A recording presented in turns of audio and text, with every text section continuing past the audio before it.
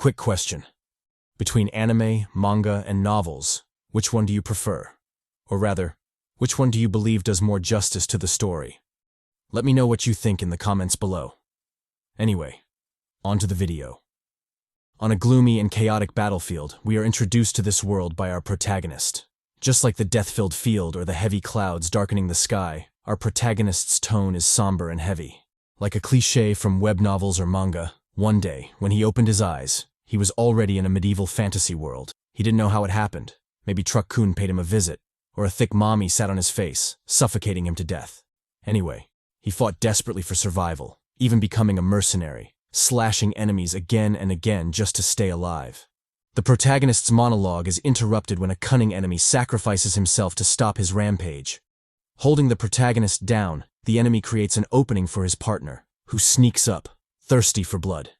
Before the barbarian can land his attack, a fierce redhead on a majestic steed cuts him down, saving our protagonist. She reminds him to stay focused. Losing concentration on the battlefield means certain death. Raising her sword high, she orders the trumpets to sound, signaling the real start of the desperate battle.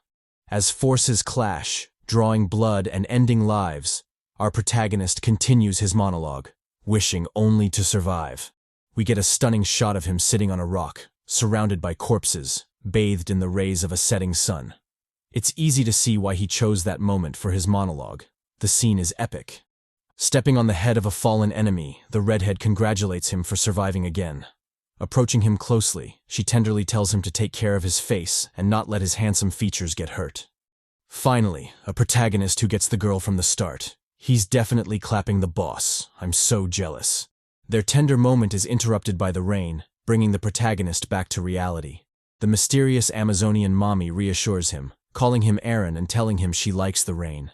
Though her face is hidden, we know she's naturally charming. Just look at those lips.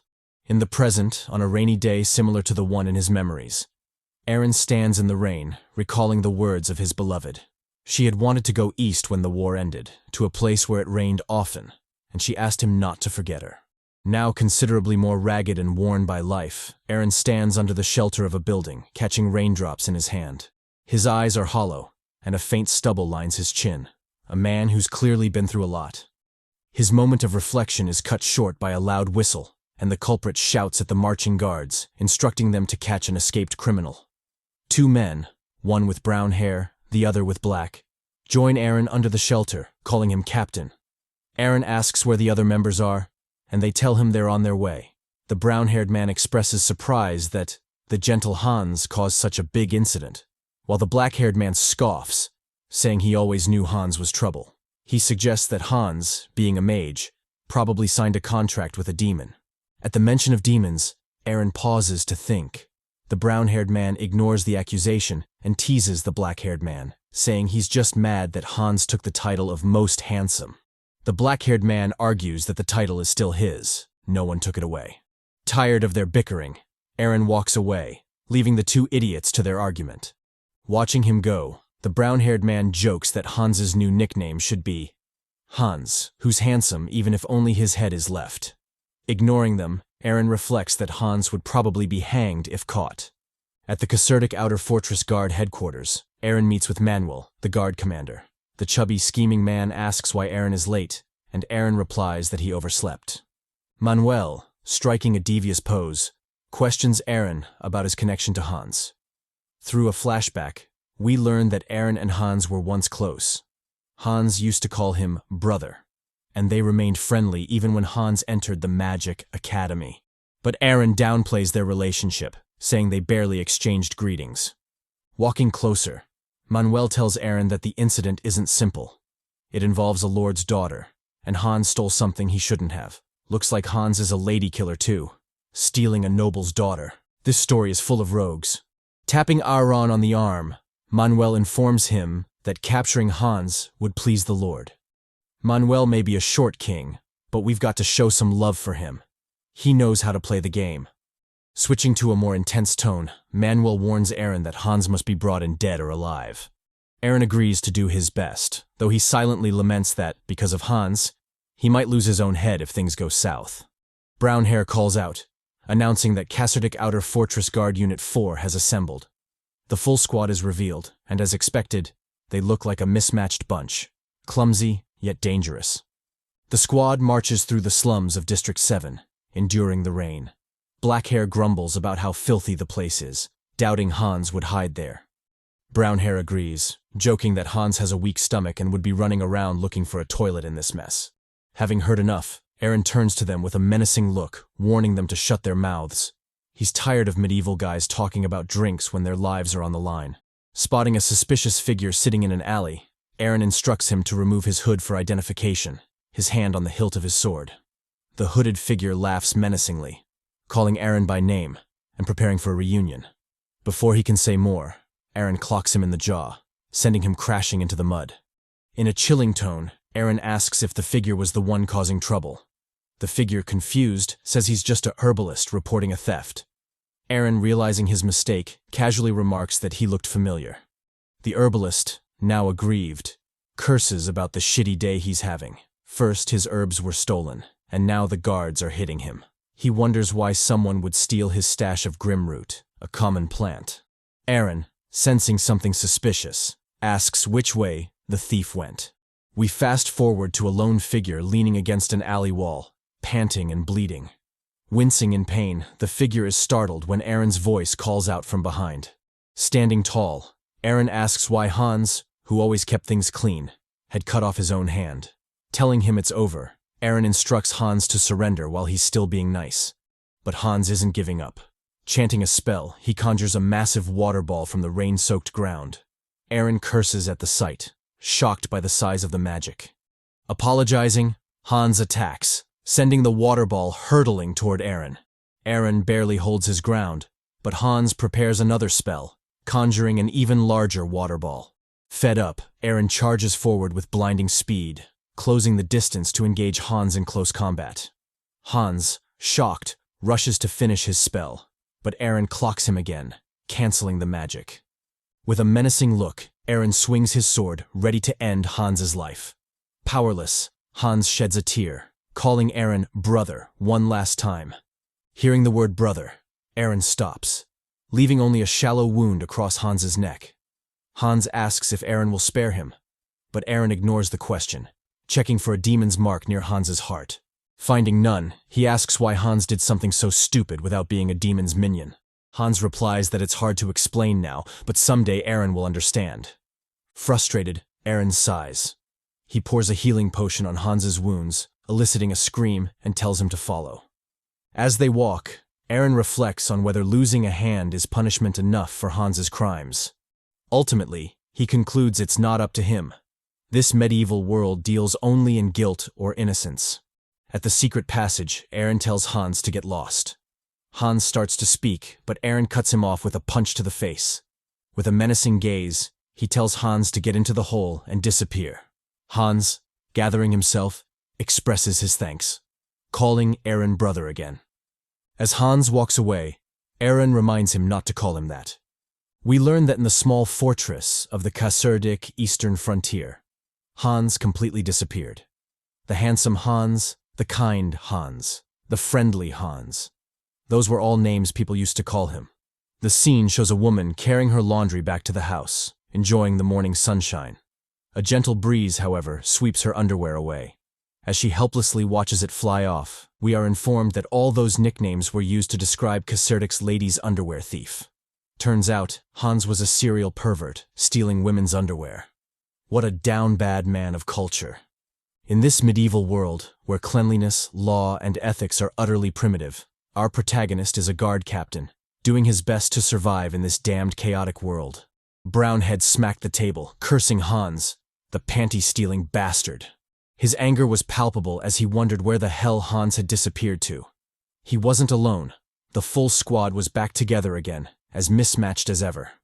Blackhead, whose real name turned out to be Kale, bore the title Previous Handsome Man, and was just as frustrated, irritated by their inability to locate Hans, even after they'd turned the entire fortress upside down.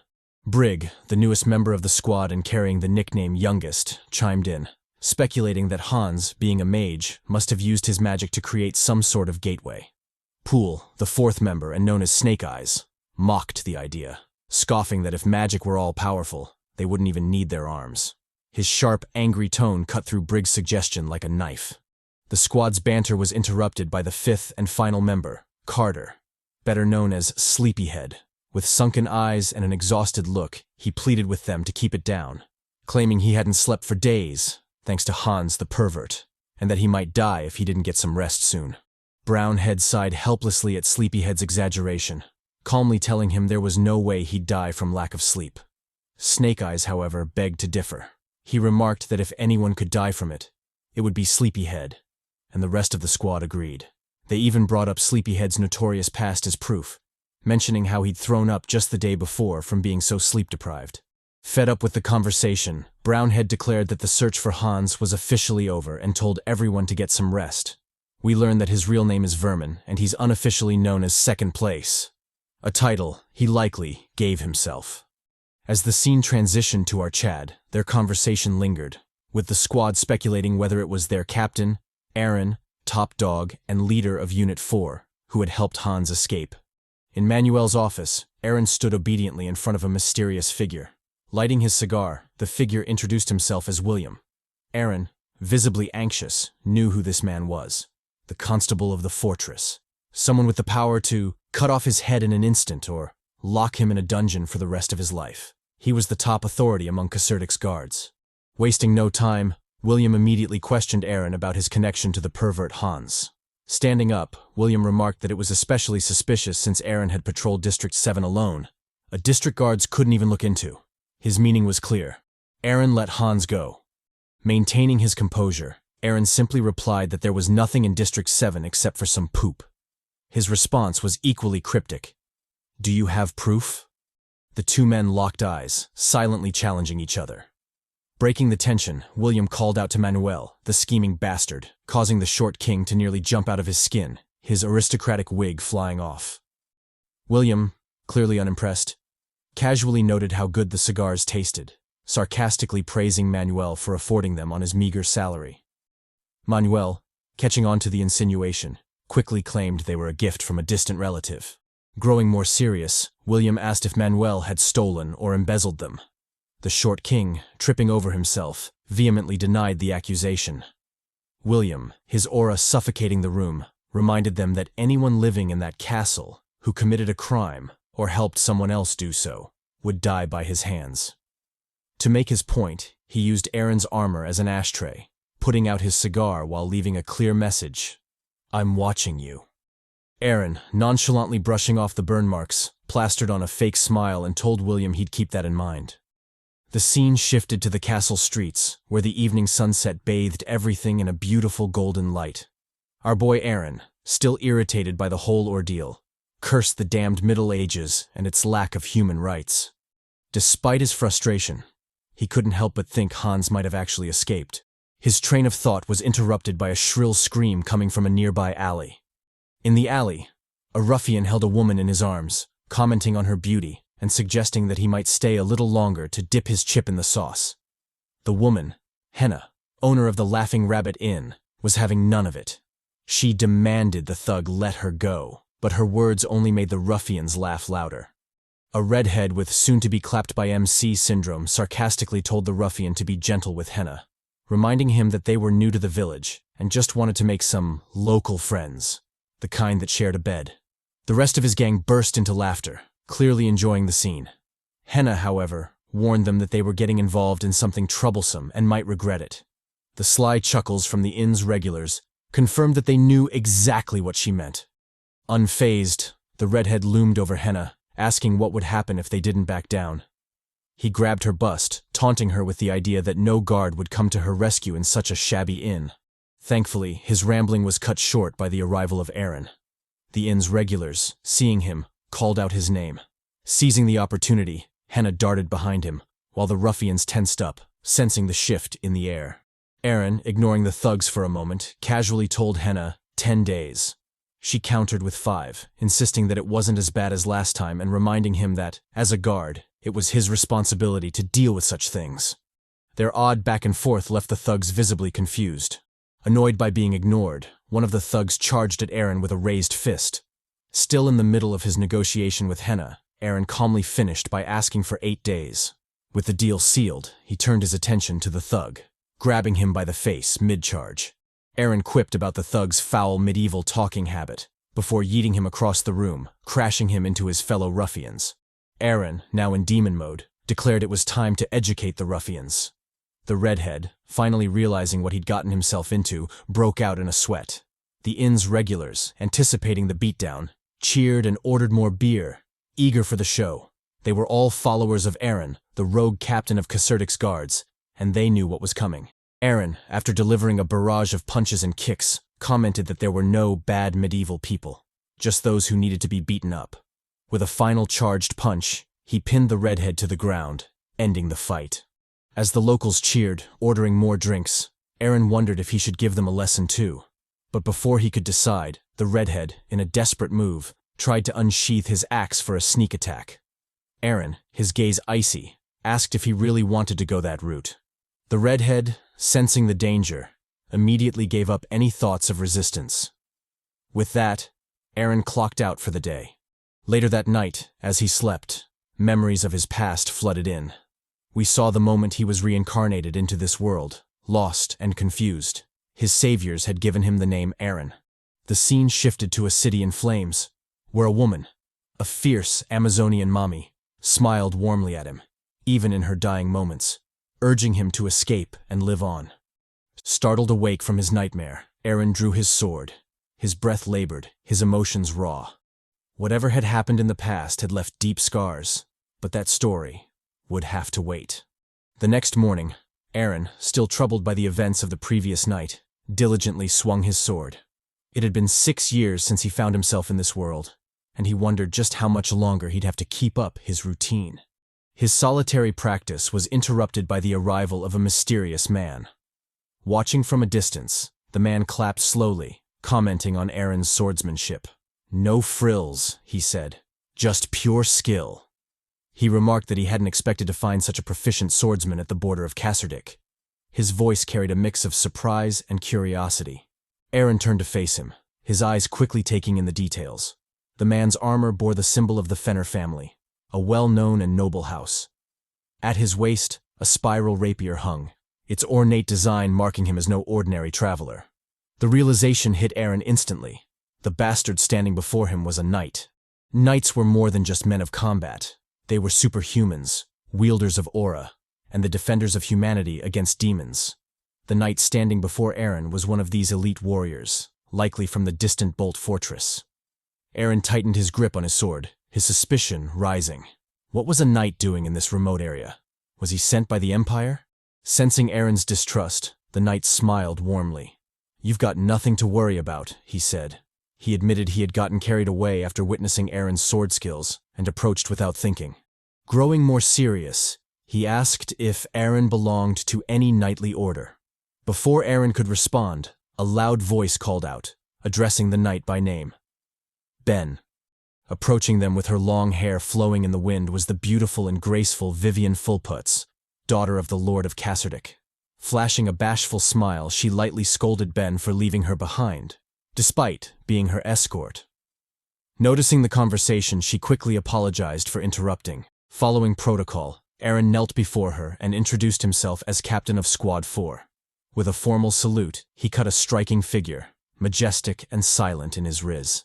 Vivian, smiling brightly, accepted his greeting and apologized for the trouble caused by Hans, the notorious underwear thief. Turns out it was her underwear Hans stole. What a daring down bad man. Eren, maintaining his stoic demeanor, simply responded that it was no trouble at all, though he inwardly questioned why Vivian needed a knight from Bolt Fortress as her escort. Vivian, unaware of Eren's doubts, gently led Ben away. She apologized again for interrupting his training and encouraged Eren to continue working hard for the safety of Kasserdik. Despite her charm and bright smile, there was something about her that seemed off, though Eren couldn't quite put his finger on it. As they left, Ben glanced back at Eren, puzzled. He was sure Eren was a knight, so why had Vivian referred to him as just a guard? Eren, still calm and composed, watched them go. Something felt strange, but he decided it wasn't his problem. It was better to focus on his duties. But Eren's day was far from improving. Manuel's voice suddenly echoed through the training yard, calling for him, startling him out of his thoughts. Later, at the inner fortress, Aaron stood motionless in front of a door, hesitant to enter. He had already been chewed out by Manuel for the previous night's incident at the Laughing Rabbit Inn. The thugs Aaron had beaten were actually hired mercenaries, and now Aaron was left to clean up his own mess. Even worse, the person overseeing the situation was someone Aaron didn't want to deal with. Before Aaron could dwell on his dread, a booming voice from inside ordered him to enter, nearly knocking him off balance. Timidly, Aaron stepped into the room. Inside, the intimidating figure of Nova awaited. Kaserdic's administrative officer, her aura radiated palpable anger as she scrunched the paper in her hand. "If you don't like your job, just quit," she snapped. "Stop making things harder for everyone else." Aaron, having expected this from her fiery personality, steeled himself. He had planned to use a strategy borrowed from Kale, a local bachelor known for his charm, by offering compliments and diffusing the situation. However, Aaron's attempt to flatter Nova fell flat, and instead, he came across as an awkward creep, only making her more furious. Sighing heavily, Nova let the issue slide, knowing it was pointless to argue with him. Shifting to a more serious tone, she informed Aaron that the mercenaries he had beaten up were supposed to be sent to Bolt Fortress. Aaron dismissed them as worthless, but Nova wasn't having it. She told him that since he had caused the problem, he would have to take on their job. Refusal wasn't an option, though she promised compensation for his troubles. Aaron found the deal reasonable and accepted, asking what the task involved. Nova explained it was a simple carriage escort. The scene shifted to a gloomy road at sunset, where a convoy was already underway. Aaron, part of the escort team, felt uneasy. The number of mercenaries seemed excessive, and they were all heavily armed, as though preparing for a battle. Something wasn't right. Curious, Aaron asked a nearby mercenary who was riding in the carriage. To his surprise, it was the leader of the thugs he had beaten up at the inn. The man, now wary of Aaron, instantly became defensive. Despite their banter, the mercenaries soon began discussing their camp for the night. They were heading to a nearby village, one Aaron seemed to recognize. As they arrived in Noctville, the village was eerily deserted under the pale light of a full moon. The mercenaries joked nervously about demons being the cause of the villagers' disappearance. Meanwhile, the red-headed mercenary, now following Aaron, asked to tag along as Aaron wandered away from the group. The carriage, briefly shown in the background, carried a mysterious figure, silently smiling within. Aaron ignored the redhead's questions as he wandered deeper into the village. His mind was elsewhere, recalling the last time he visited this place. He had gifted a child a book, and the boy's face had lit up with joy as he called Aaron Sir Knight. As they walked, the redhead cursed, stepping into a pool of blood. Aaron warned him not to look up, but the man, ignoring his advice, glanced skyward and was met with a horrific sight. Countless corpses crucified and hanged in neat rows. Unable to handle the gruesome scene, the mercenary vomited on the spot. Aaron remained calm, though visibly disturbed by the sight. Suddenly, a voice called out from behind him, catching him off guard. Turning quickly, he was met with an unexpected sight. He asked her what she was doing there. It was Lady Vivian, the daughter of the Kasserdic Lord. Back at the makeshift camp of the convoy, our Chad Aaron and his perverted thug lackey chill by a campfire. The other NPC mercenaries, in a bid to tame their hunger, line up for some grub. The same kind those MCs from isekai mangas always claim tastes amazing, even though we all know food in the Middle Ages wasn't that good. But hey, those MCs get hella bitches, so what do I know? Anyway, there's chatter among the mercenaries, who are marveling at the amount of meat in the stew, clearly a first for them. One of them comments that if the food had been awful, he would have deserted immediately. The pervy thug comments on how laid back the mercenaries seem, wondering how they could still eat after seeing the corpses. He's curious, however, about who could have done something so vile to the villagers. His musings are interrupted by a mysterious figure walking up to them. He answers the pervy thug's question, saying it was a sacrifice. The mysterious man, who I'll call Teabag from now on, further explains that what they found was a ritual where humans were offered to demons as sacrifices. Sitting down by the campfire, Teabag, noticing our Chad hadn't eaten anything, offers him some wine. Aaron, however, rejects the offer, saying alcohol dulled his senses. Teabag, accepting the rejection, offers the wine to the pervy thug, and as expected, the guy immediately accepts. He's not one to turn down a free drink. Aaron, nonchalantly watching their interaction, warns the pervy thug, telling him he'd kill him if he threw up. Teabag, finally sharing his name, introduces himself as John, the leader of the convoy. He notes the duo's unfamiliar faces and asks if they're mercenaries. Our boy denies this, saying he's only there for a part-time job. Teabag, not wanting to pry, changes the topic and advises the duo to eat well and get plenty of sleep. He believes the trip won't be as peaceful as they expect, which greatly shocks the pervy thug. Before he can clarify, their attention is drawn to the distant figure of Lady Vivian and her guards. The mercenaries, enchanted by her beauty, comment on her nickname, the Flower of the East. The pervy thug, as expected of someone down bad, adds that he'd seen her earlier, and she was a hell of a mommy. Teabag replies that he already had a feeling this wasn't an ordinary escort mission, but even he didn't expect to see a lady and her knight there. Our boy Aaron, maintaining his silence, thinks back to their earlier interaction with Lady Vivian. After questioning her on why she was there, Vivian, still donning her brilliant smile, answered that she was out for a casual stroll. She found it suffocating to stay in the castle all the time and was heading to Bolt Fortress for a little breather at her father's suggestion. I don't know, guys. My mommy radar is sending me warning signals about her. But let's just wait and see. Aaron, obviously suspicious, asked if she was talking about the Lord of Casserdick. Before Vivian could answer, Ben stopped her, telling her she'd said enough. He added that knowing too much came with heavy responsibilities. Mockingly glaring at Aaron, he advised him to only know what was appropriate for his position, calling him Captain of the Guards. I don't know why, but this scene reminds me of those NTR mangas right before the MC's girl gets clapped. Anyone else getting the same vibe? Back at the camp, Aaron, still lost in thought, is called out by Teabag. The latter comments on his unusual calmness in the odd situation they're in. A demon might appear. Yet Aaron doesn't seem scared at all. Aaron nonchalantly responds that they have a knight with them. The same knights trained for the sole purpose of eradicating demons. They're the Empire's elite force, and as long as they have one on their side, they should be good. He further adds that he also has his sword with him. As long as he has his sword and the slightest chance of survival, he's always made it out alive. Although his words are positive, from the sad look in his eyes, we can tell he's been through a lot, with deep scars and loneliness hidden within those brown eyes. Teabag, picking up on his tone, simply replies, "I see," and wishes him luck, letting an unnerving silence fall over the trio.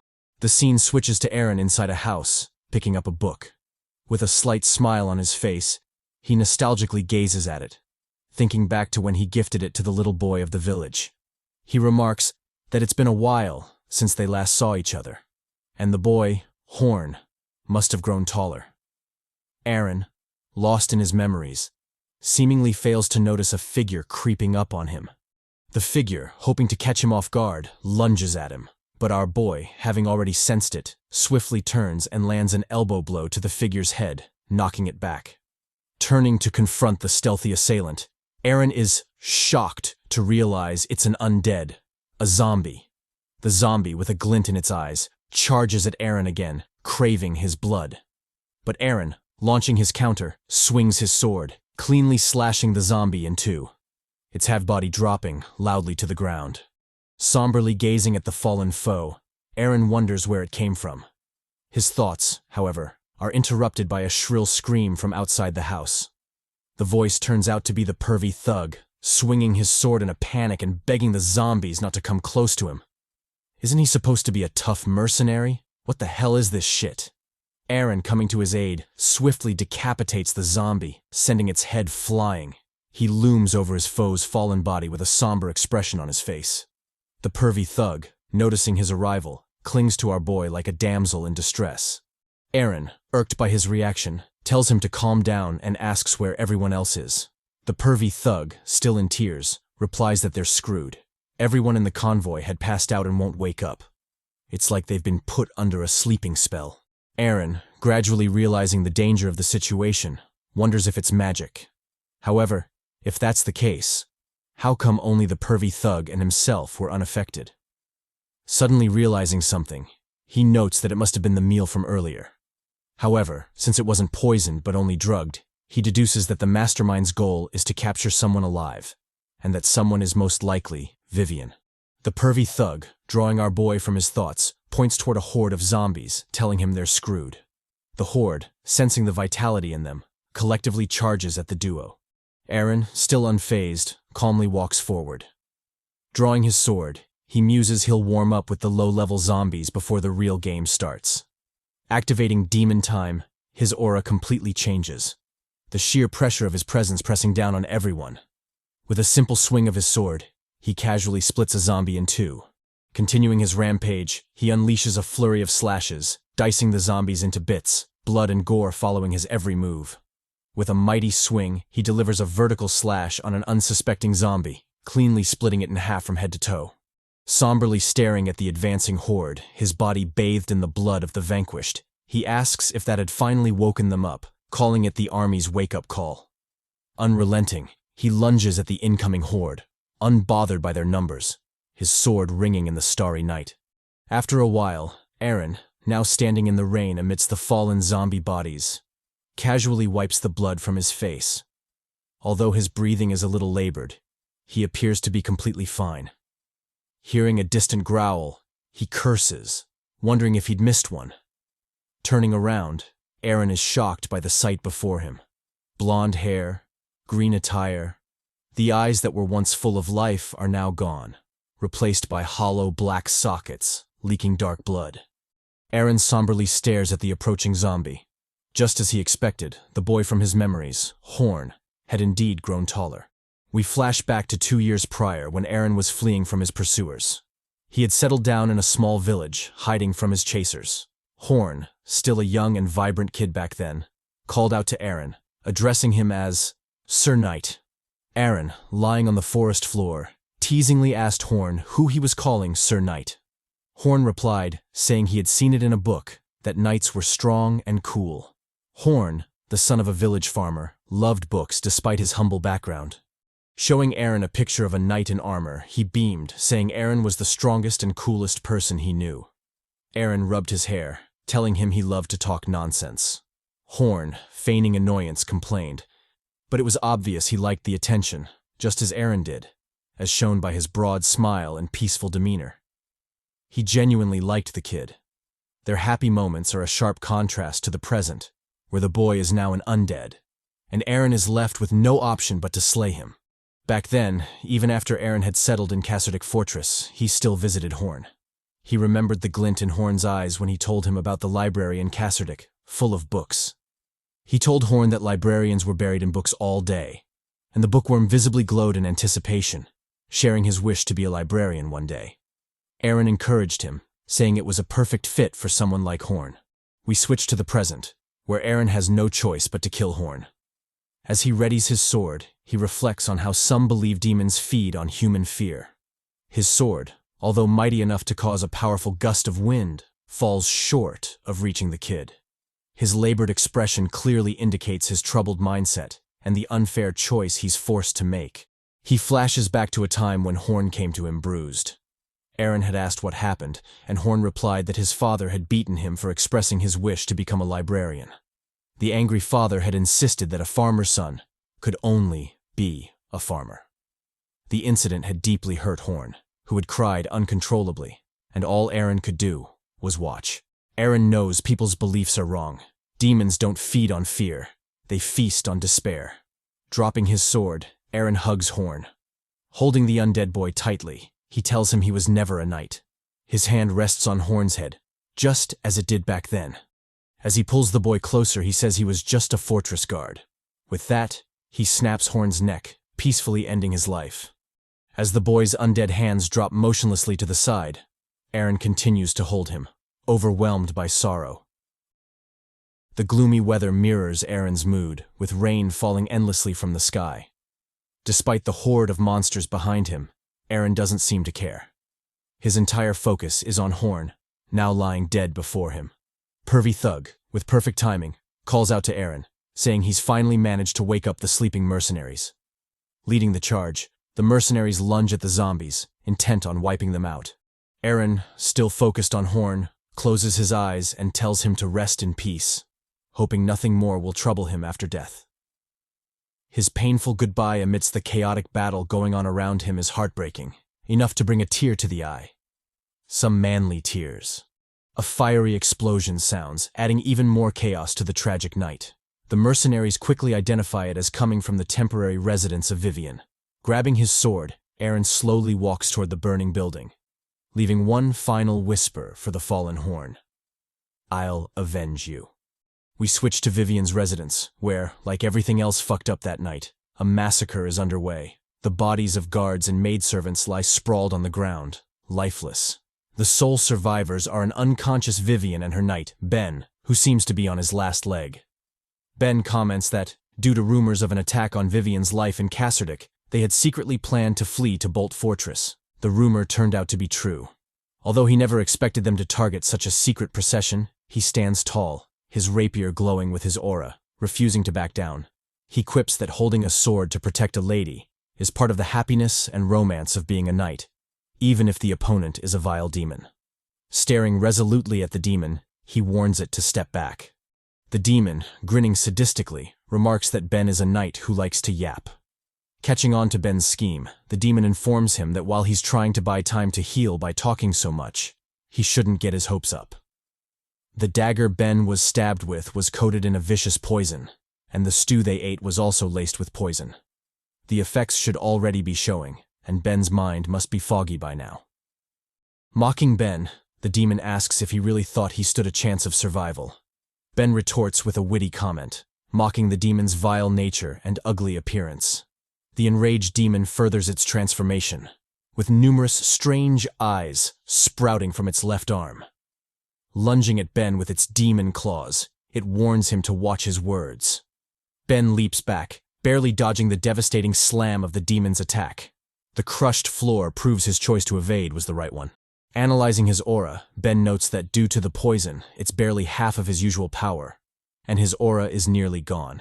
However, because the demon's left arm is the only part transformed, Ben knows to target the uncorrupted areas. As the demon launches its grotesque claw at him, Ben executes his plan.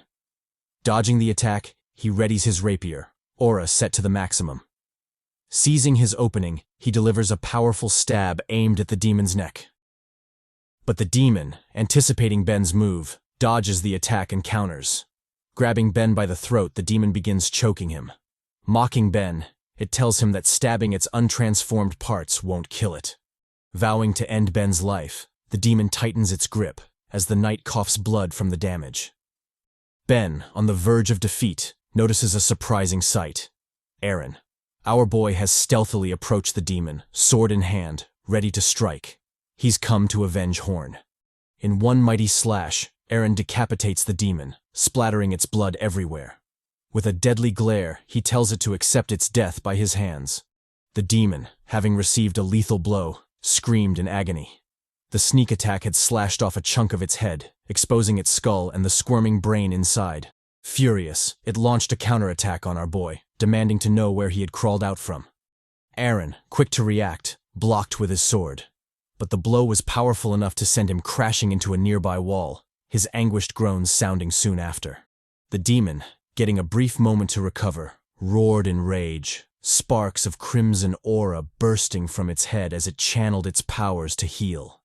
Holding its squirming, regenerating head, it cursed Aaron. Because of that bastard, it had received a deadly blow and had to waste precious sacrificial blood to regenerate.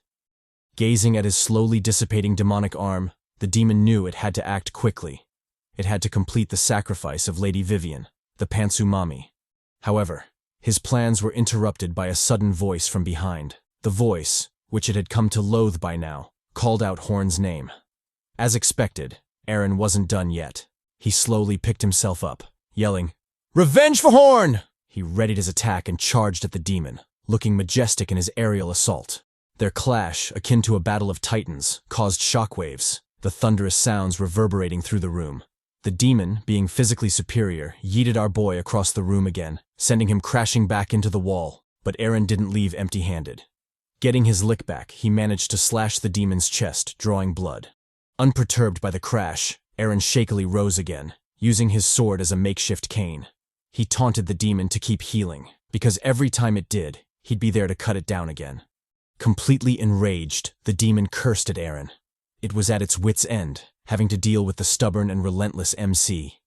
Sensing a tragic turn of events, the demon quickly examined its body and noticed that its demonic arm had begun sucking its own blood. If that continued, it would soon be wholly consumed. Our boy, like a beast from the demon's worst nightmare, cruelly smirked. He mocked the demon, teasing that he had hoped it could take a hit or two, but it turned out to be complete trash.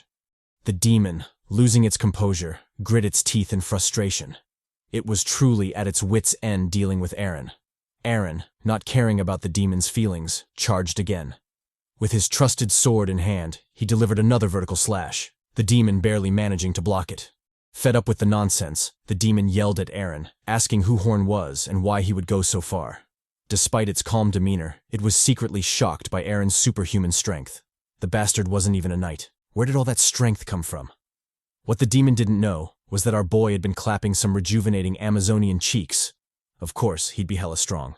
Sensing an imminent threat, Aaron quickly turned to block a sneak attack. The mysterious assailant, who turned out to be Teabag, mocked Aaron, saying he had great reflexes despite his huge size.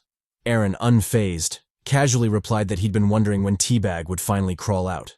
Teabag, maintaining his mocking tone, replied that Aaron was sharp too, apart from being all brawn, of course. Delivering a heavy attack, he pushed Aaron back and quickly followed up with a combo of repeated attacks. He teased that while Aaron presented an all-brawn, no-brain image to everyone, it was a facade. He was actually as cunning as a fox.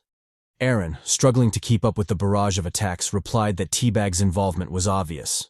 It was too much of a coincidence for him to arrive at the village right when the sacrifice was underway. The leader of the convoy was definitely involved. Although our boy's deduction was spot on, you don't need much brain power to figure out that a dude named Teabag would turn out to be a conniving, backstabbing bastard. Teabag, enraged, cursed at Aaron. If he hadn't meddled, everything would have been over already. The demon, capitalizing on Aaron's distraction, distanced itself from the fight. It planned to use the brief moment of respite to heal completely. However, when it invoked the demon's power, it was met with rejection, greatly shocking it. The true demon, deeming its body useless, began absorbing its flesh and soul. Despite the demon's screams of pain and promises to offer more sacrifices, the true demon ignored it all, determined to consume it entirely. It had lost interest in the mediocre sacrifice the redhead demon could offer, having already found a more suitable replacement. Back to the fight between Aaron and Teabag, a shift finally occurred. Aaron lost his sword. Furious at the cheap, broken weapon, Aaron wondered if it had been damaged while fighting the demon. Teabag, ever the slimy bastard, didn't miss the golden opportunity. Drawing his dagger, he eagerly moved to end the fight. Shouting for Aaron to die, he stabbed at him, but Aaron, unfazed by the broken sword, clocked him straight in the face with the pommel of the weapon, delivering a devastating blow. Teabag, left reeling, cursed as he dropped to the ground unconscious, lamenting how everything had gone to hell because of Aaron. Aaron, completely exhausted, gazed at the last opponent standing. With a somber expression, he mocked the redhead demon, teasing that eventually it too had been devoured. True to his words, a bizarre-looking demon now stood before him. Its grotesque form was enough to leave someone sleepless for nights. The demon, sporting a toothy grin, called out to Aaron. With its flesh squirming and vile aura radiating, it taunted him, demanding an answer. It desired to possess him and challenged Aaron, asking what he could do about it.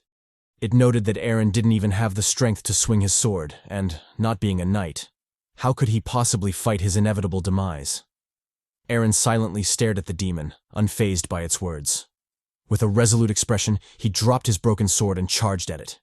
Getting close, he jumped onto the giant abomination. Noting its disgusting huge eyes, our boy opted for the most barbaric approach. He opened his mouth wide and bit a chunk out of the demon's eye, tearing and chewing on its flesh. The demon, amused by Aaron's actions, laughed maniacally, ignoring him as he feasted on its flesh. It deemed Aaron's desperate attempt impressive. Aaron, having lost himself in rage, blacked out for a moment. When he came to, he was greeted by a distant yet familiar sight of two people arguing. As his vision cleared, he recognized them as Gladiator Golgai and Gambler Wei. Also present were the mysterious red-hooded mage, Mommy Avery, and the gorgeous redhead Amazonian mommy from the start of the manhwa. And, just as I predicted, she's hella beautiful. The Amazonian mommy, breaking up the fight, instructed Wei to give back the money to Golgai. From the bright smile on her face, it was obvious this was a regular occurrence. A much younger Aaron was also present, gazing fondly at the strange group. They were his comrades from his mercenary days. Feeling a gentle tap on his shoulder, Aaron turned to see a blonde Chad calling out to him. The hunk, who hadn't missed chess day, was in a tragic state, his back riddled with swords and arrows. He reminded Aaron that he had to survive at all costs. The nostalgic scene suddenly changed, everything engulfed in furious flames. All of Aaron's comrades lay dead on the ground, their blood painting it red. He sat alone amidst the chaos, the only unlucky survivor. The eye demon, likely the cause of the hallucination, opened its grotesque eye, marveling at how delicious Aaron's despair tasted. Its nasty mental chains wrapped around our boy. Sometime later, Aaron startled awake, his lips still bloody from his earlier feast. Ben, who had been MIA throughout the desperate fight with the demon, was now present. He acknowledged our boy, asking if he was back to his senses. Aaron, staring at the useless knight, expressed surprise that he was still alive. Ben, returning the jab, said it was Aaron who should be dead, considering how weak his presence had become as he slept. However, Aaron ignored his words, focusing more on how perfectly fine his body seemed despite the grueling battle he'd just been through.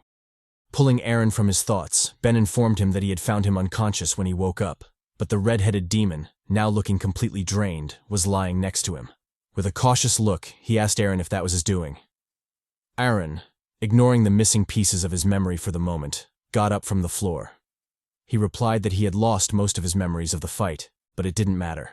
So long as the demon was dead, the method was irrelevant. Turning attention to the sleeping pantsu Mammy Vivian, Aaron asked Ben what her connection was to the demons for them to target her. Moreover, she looked like she didn't even know what had gone down, just sleeping comfortably. Ben, with his usual fake smile, replied that it wasn't his business. Aaron, not wanting to pry, quickly dropped the issue. Taking on a more serious tone, Ben expressed his gratitude to Aaron, saying they were deeply indebted to him. Showing his sincerity, he formally introduced himself and thanked our boy, the guard captain. Aaron, stretching his sore muscles, casually replied, "No worries." We skipped to a funeral procession for the unfortunate villagers. Our boy, also in attendance, was lost in his memories, reflecting on how the pagans had sacrificed an entire village to summon the demon. All of it just to kill Pantsu Vivian. Taking a moment to gaze at the burning pyres and horn, Aaron thought about how surreal it all seemed. Turning away, he left the funeral, finding the smell it gave off unusual. After the cremation, we learned that the convoy turned back and returned to Kasserdik. They also agreed to let Ben take credit for defeating the demon. Since only the two of them witnessed it, it wasn't hard to arrange. Besides, this worked out in Aaron's favor because if people found out he had been in contact with a demon, high-ranking church officials would likely investigate, spiraling the situation out of control. All in all, our boy survived and would be properly compensated. That was all that mattered. Somehow, the pervy thug, who Aaron thought had died, also managed to stay alive. Apparently, the bastard had hidden under a heap of bodies, barely clinging to life. He was more persistent than Aaron had thought. Aaron assumed that would be the end of the mercenary substitute mission, but fate had other plans. We cut to him standing before a mirror, horrified by what he saw. Cursing, he wondered what the hell was happening to him. On his chest, a single demonic eye had emerged, its iris radiating a deadly aura. The eye, fully awakened from its slumber, casually greeted our boy, asking how he'd been. Terrified, Aaron screamed. Without hesitation, he drew his dagger and stabbed at the eye, ready to end it all. The eye, however, easily blocked the attack, mocking him to try harder. Enraged, Aaron yelled for it to shut up. With his dagger in hand, he repeatedly stabbed at the eye, determined to destroy it. His fervent attempt caused a lot of damage and noise, puzzling the bunny mommy downstairs. We skip ahead to find our boy gassed out on the bed, having given up on his futile efforts. Resigned to his fate, he asked the eye what it was, wondering if it was the demon from earlier. The eye replied, saying that's what the ignorant called it. Aaron, frustrated, guessed that the eye must have latched onto him when he feasted on the demon's flesh. He also blamed his memory loss on the eye. The demonic eye corrected him, saying it was taking over Aaron's body by its own will, not Aaron's. Enraged, Aaron told it to F off, threatening to skin the flesh around it if it didn't comply. The demonic eye told him to relax, explaining that the process of transferring hosts took time. Intrigued by the possibility of escape, Aaron eagerly asked how long it would take. The demon answered, 100 years, completely enraging our boy. Casually blocking another of Aaron's stabs, the eye told him it wasn't so bad having it around. To prove its greatness, it channeled and unleashed its power, radiating a crimson aura. Under its influence, sword aura burst from Aaron's blade, greatly shocking him.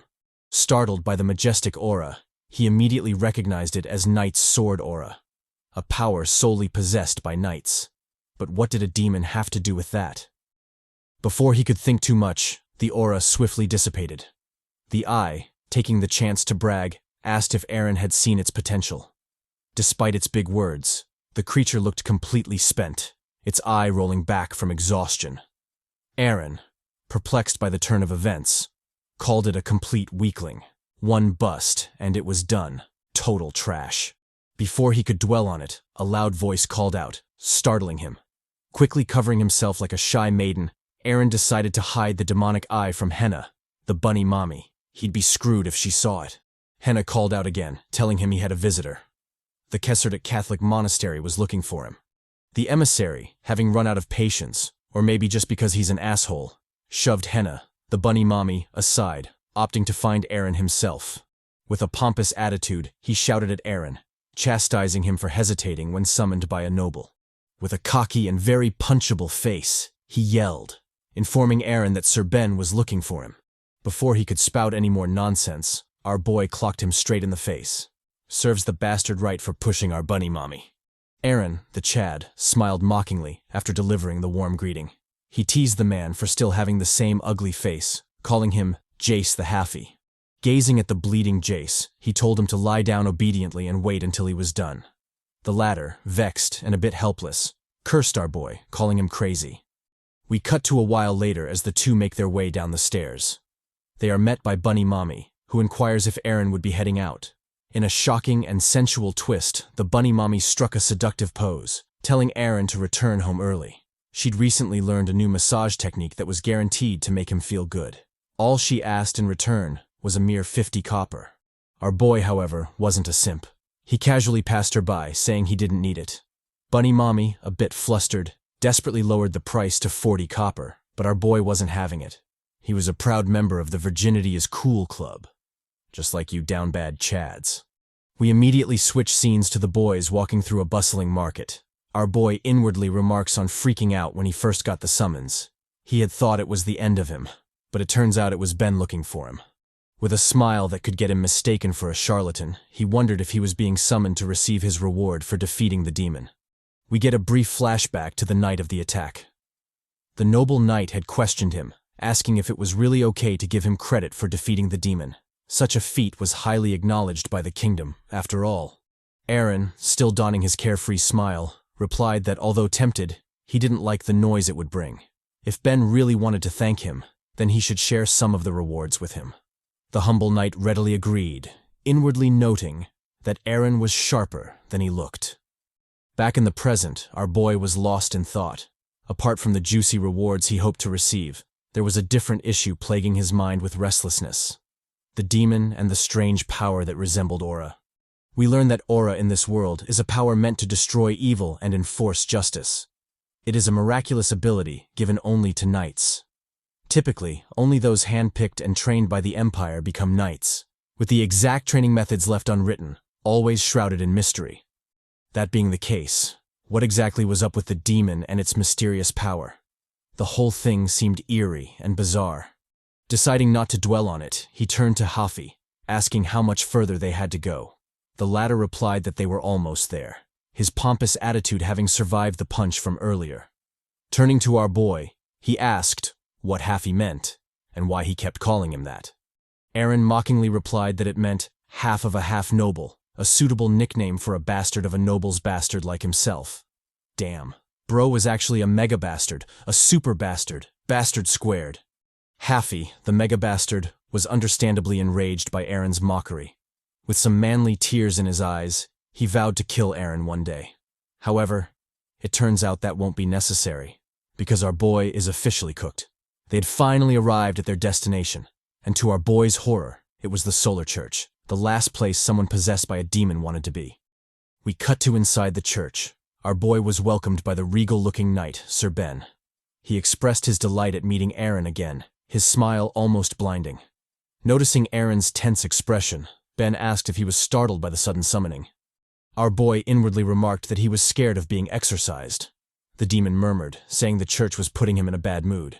Ben, oblivious to Aaron's struggle, excitedly introduced him to the priest of the church, Blean. The suspicious-looking priest returned the greeting, saying it was a pleasure to meet the MC. Ben also introduced him to Joanna the Inquisitor, a giant mommy clad in pristine paladin attire. The duo were renowned for their deep religious faith, making the meeting an honor. Well, maybe not to our boy, who was currently possessed. Aaron and the giant mommy stared intently at each other, creating a tense atmosphere. Suddenly, the Goliath mommy leaned back and threw a punch at our boy. Aaron, quick to react, reached for his sword, worried that the Inquisitor had noticed his possession. To his surprise, however, the giant mommy gently tapped him on the forehead. Aaron, puzzled, wondered what the hell was going on. Priest Blean clarified the bizarre situation, informing him that the giant mommy had offered her hand in blessing. Apparently, it was a sign of blessing. Who would have thought? The noble giant Joanna gently bowed, confirming that it was indeed a blessing. Our boy was left puzzled, wondering what kind of religious ritual that was. It was really hard to identify it as such just by looking at it. However, the ritual did seem somewhat effective, as the demon sealed within him was extremely enraged, cursing the underling of the gods for touching it with her dirty hands. We cut to a meeting between the different parties. Priest Blean informed Aaron that Ben had told him everything, including the fact that he had refused to take credit for slaying the demon. However, the church still wanted to express their gratitude and offer a little reward for his achievements. The reward turned out to be not so little, and our boy was left sweating bullets. The good kind of sweating, of course. He had received the church's golden brooch and a mountain of gold coins. Safe to say, Aaron was losing his shit. He hesitatingly asked if it was okay to receive something so precious. After all, there was no free lunch. And true to his worries, the priest highlighted the condition. He was free to take the reward. The only price was helping the church should they find themselves in a dire situation. Aaron was wary of the condition, especially since he knew Priest Blean was one of the corrupt power brokers behind Caserdic. But the temptation was too much. In the face of money, all morals are trash. Balling his hand, he immediately performed the strange church ritual, proclaiming the priest as his father of faith. With a money-crazed yell, he shouted praises for the church. The giant mommy casually eyed our boy, her thoughts too cryptic to analyze. We cut to Kale, donning a flabbergasted face, puzzled by the sight before him. He asked if the stranger had bullied someone, or maybe even stolen their belongings. The stranger turned out to be our boy Aaron, dripped out beyond reason, looking majestic in his new armor. Aaron mocked Kale in return, telling him to take off the trashy flower scarf he was wearing before commenting on other people's drip. He informed him that the brooch was a gift filled with the energy of the god of the sun, and the drippy armor was secured with sacred gold coins as well. Kale teased, reminding him to pay his bar tab with that money instead. Their light banter was interrupted by an absolutely gorgeous mommy handing them their beers. I don't know who the artist for this manhwa is, but God bless their soul. The busty waitress, Charlotte, asked in a sultry voice if Brig would be coming to the pub that day. Kale replied that he wouldn't. The youngest was off duty. A bit jealous, Kale asked why Charlotte was asking about Brig. Did she have a crush on him or something? Charlotte replied that it was hard to see a good man like him around. He was hard-working and caring. Sorry guys, looks like Mommy Charlotte is already down bad for Brig. Better luck with the next waifu. The busty Charlotte, as if trying to wound my jealous heart, said that she wanted to give Brig a sensual massage if he stopped by. Aaron, picking up on that, finally realized who'd taught Henna the bunny mommy such naughty things. Distracted by the beer in his hand, he remarked on missing a cool glass of freshly poured beer. Charlotte, the sultry mommy, unaware of our boy's Reincarnator problems, drew their attention, asking if they had heard of the scammers rampaging in town recently. From the boys' shocked expressions, it was clear this was the first time they'd heard about it. The sultry mommy went on to explain that in the Sick Mermaid Inn, a lot of outsiders had recently been staying there, and as expected, a lot of gambling naturally took place. In that gambling haven, a little girl was dominating the dice rolls. We see someone resembling the pervert lackey, losing his shit.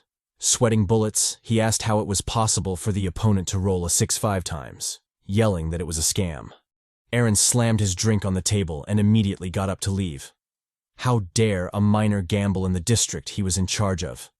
As the captain of the Casertic Guards, he couldn't sit idly by and let such things unfold.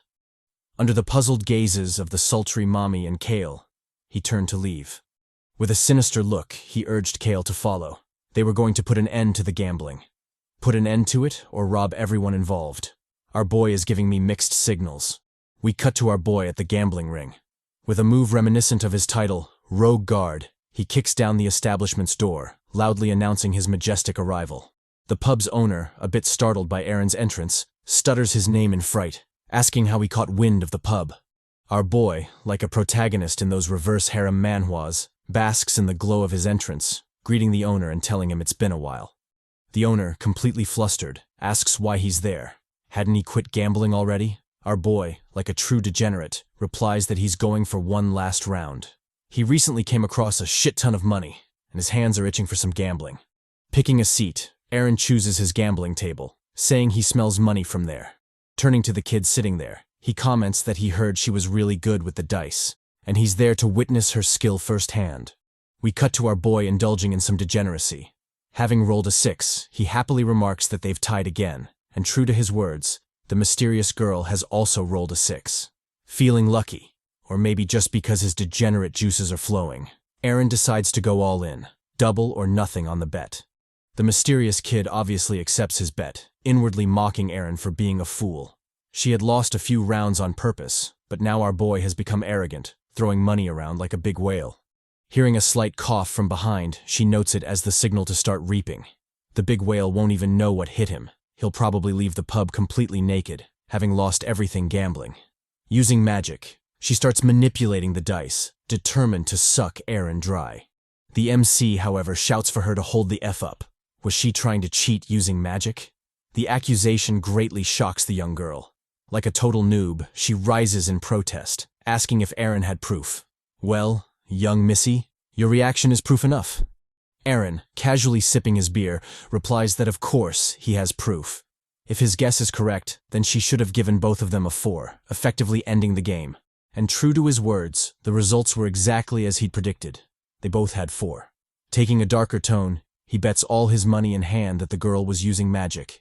He challenges her, telling her to accept the bet if she dares. For someone as experienced as him, the scheme wasn't a new one. On the contrary, it was quite common for scammers to use young mages like her to cheat. His words seem to have struck a nerve as the tension in the room triples in an instant. The thugs, realizing they've been caught, immediately draw their blades. They mock the MC for being a perceptive fool, but it's not all bad, because it just made things easier for them. With a menacing tone and swords drawn, they threaten the MC, telling him to drop everything he has and leave. Our boy, still completely relaxed in the tense situation, fires back, asking them if they haven't heard the legendary degenerate quote, "If you aren't sure, then don't bet on it." If any of them knew who he was, they wouldn't be doing this shit. However, he's a generous man, and since the dice game with the kid was fun, he makes a proposal. How about going for another round? The stakes, obviously, will be higher, hinting at the flashy gold coin in his possession. Tossing the coin on the table, he lets the scammers know that it's genuine gold from the Solar Church, equal in value to 500,000 copper. Damn. I thought I was the only one impressed, but it seems like the thugs are equally flustered. Most of them hadn't even seen that much money before. Their leader, a man with a nasty scar on his face, calls out to the MC, asking what he's scheming. Even knowing that they were scammers and that the little girl was a mage, he still wants to play some more? Our boy, however, cuts his nonsense villain talk short, telling him to shut his hole. He mocks that third-rate scammers like them love to talk so much. The bet is issued. Is he man enough to accept it or not? Enraged, the scammer slams his axe on the table. Of course, he'll accept the bet. He's willing to bet all his money and the little girl's hand. Turning to the girl, Kana, he threatens that if she messes up, she'll lose her hand. Although I've censored most of it, this trash villain has been using some derogatory terms to address the little girl. I really can't wait for the MC to clock his stupid face. We cut to the MC gearing up for the gambling sesh. Addressing Kana, he asks why she's mixed up with such trash instead of being in a magic academy. Did magic not suit her after she learned it? Or is she there trying to earn bread for her academy fees? Kana, a bit defensive, tells him not to assume her situation when he doesn't know anything about her. From the look in her eyes, it's clear this is a sore spot for her. Eren immediately relents, inwardly thinking that from her reaction, it must be because of the money. The trashy leader, making his move, secretly signals his men to be ready. He had wondered what gave Eren the confidence to face him, but from the looks of it, he was just buying time. Not that it mattered, because anyone who was aware of their true identities had to die. Our boy, seemingly oblivious to their schemes, asks his final and arguably most important question. Could she make beer cold with magic? Kana, a bit taken aback, replies that she could. It's basic ice magic after all. But why was he asking that random question now of all times? Eren, however, doesn't reply. There's a devious smile on his face. Looks like some of his Reincarnator problems are about to be solved. Delighted by the news, he smiles broadly, telling Kana she's passed the assessment. Before the puzzled thugs can figure out what he's on about, our boy swiftly yeets their leader in the face, knocking him back. What follows is a beautiful symphony of violence and carnage, and surprisingly, a bit of lore about the dice game. Imagine getting your ass whooped while your attacker is giving a lecture. Poor thugs. I almost feel sorry for them. The dice game is one where 2 dice are shaken in a cup, and when the 2 numbers are added up, the person with the highest last digit wins. This is also called the warrior's bet. And like a warrior, our boy clocks the hell out of a thug that tries to stab him, sending the bastard flying with his punch. In the game of dice, they say that a person who is followed by the moon will never lose. Our boy, maybe one of those people, punches the hell out of another thug, leaving him reeling. The thug's leader lunges at him, hoping to catch him off guard. He swings at the MC, certain his strike has landed. However, a somber voice quickly dismisses his foolish thoughts. Eren chastises him, asking if he isn't ashamed to live off an innocent little girl. With the leader's axe held squarely in his hand, he retaliates, grabbing the bastard by the throat. Choking the life out of the screaming leader, he tells him he should definitely feel ashamed of himself. One of the lackeys, capitalizing on the MC's distraction, uses a skill to sneak up on him. With his dagger raised, he lunges in for a sneak attack. Eren, however, isn't fazed by this pathetic attempt. Acting quickly, he uses the leader as a human shield, letting him take the hit instead. Mocking the assailant, he calls him brave. He had decided to die with his friend rather than live alone in shame. Grabbing him by the face, he feeds the bastard a series of knuckle sandwiches. Kana, watching from the sidelines, is shocked, wondering how it's possible for one man to defeat all those thugs. Not gonna lie, our boy is looking hella rizzed out right now. Kale, finally showing himself, teases Eren for always getting into fights whenever he gambles. He informs the MC that one of the assailants was a famous assassin wanted by the town next to theirs. Our boy, however, isn't the least bit interested in that. He has more pressing things in mind. Approaching Kana, he jokingly calls her Fridge Girl. The girl, however, is horrified, begging for her life to be spared. Eren, brushing off her dramatic reaction, casually asks if she wants to earn some money. If she can make him a cold glass of beer daily, then he'll introduce her to a job that guarantees she makes enough bread for her academy fees. With a warm smile, he extends his hand to her, asking if she likes the idea. If she does, all she has to do is take his hand. Kana, taken aback by the sudden life-changing opportunity, zones out for a while.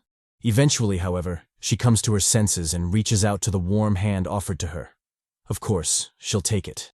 We cut to the next day. Our boy, as diligent as ever, is practicing his swordsmanship. Although it might seem as though he's hard-working, for those who know the true details of his tragic past, you'd know it's far darker than just casual practice. Kana, with her chubby cheeks, calls out to him, momentarily stopping his training. Eren, with his rugged barbarian-like vibe, acknowledges her presence, jokingly calling her Mini-Fridge. Looks like our girl Kana has started that Mappa kind of grind already. Her appearance is vastly different from before. The gloomy robe has been replaced with a noble medieval dress, and her hair is neatly tied into ponytails. It's honestly a huge change for just a day, but hey, who am I to complain? Kana, faithfully serving her role, offers him a mug of beer. Eren, wasting no time, immediately grabs it, downing it in a few thirsty gulps. With a flushed face, he exclaims loudly, genuinely praising the beer. Nothing beats a cold mug of beer. Turning to the cute baby, he asks her how old she is. Kana, with an unamused look, casually replies that she's 12 years old. As expected, Aaron is surprised, and honestly, so am I. He asks her why she's so tiny despite being 12 years old. Was she a dwarf? Before the not-so-baby Kana could reply, a third party joins their conversation, calling out to Aaron.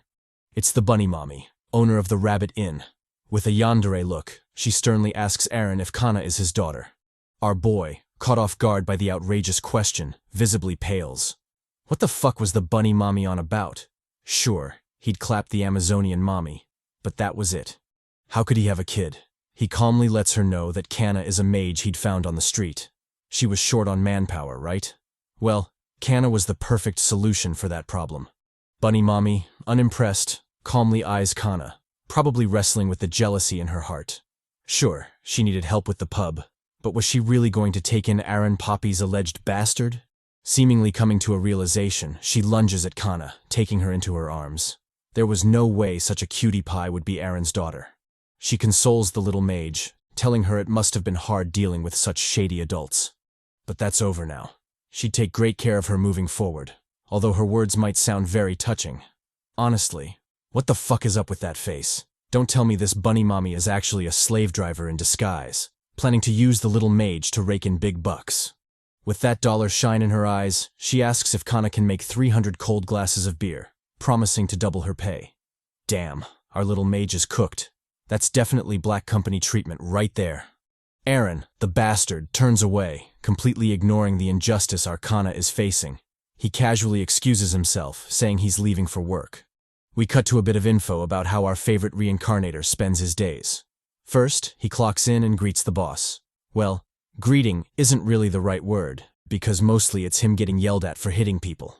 Second, he patrols the market, making sure everything is in order.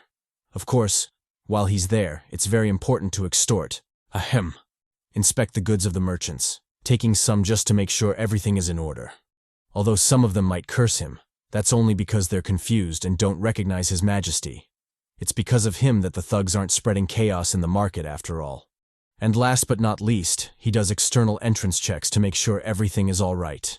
Sure, there might be some fools who think they are thugs extorting the local people, but that's clearly a lie. Can such innocent and friendly faces extort anyone? Preposterous. They're just making sure the streets are clean of vile smugglers who are harmful to the people, and if they end up getting some genuine donations from the smugglers, of course they'll take them. You shouldn't turn down generous donations after all. All in all, that's how his days play out. Currently, our boy is at the front entrance of the castle, manning the gates. He remarks that, just like the previous day, there wouldn't be any visitors to the fort that day. Unbeknownst to him, a mysterious silhouette stealthily creeps up behind him. The strange silhouette, who turns out to be a black Chad, whispers a secret code word to him, probably confirming his identity. Our boy, unamused by the strange emo shit he has going on, casually asks if Scar sent him. The black Chad, however, is completely delusional with the emo talk and too far gone to stop. I don't blame him though. Those emo chicks are low-key baddies. He warns Aaron not to speak so casually of Scar, he who controls the shadow of Kasserdic Fortress. Aaron, fed up with the bullshit, tells him to spill the beans already. He doesn't have time for such nonsense. Obviously, this breaks the Black Chad's character and ruins the whole mysterious vibe he had going on, so he decides to just get it over with. He informs Aaron that lately, there have been numerous outsiders entering Kasserdic, and quite a few of them are pretending to be merchants. All in all, they are hella suspicious. Handing Aaron a sheet, he instructs him to read it for more information. The paper basically explains the same thing the Black Chad just told him, but the theme is very delusional and honestly funny. If you thought the Black Chad was too much into character, then his leader Scar is just crazy. Apparently, they had an oath with Aaron. Aaron would be the sun, and Scar would be the shadow, and nothing ever hides from the shadow.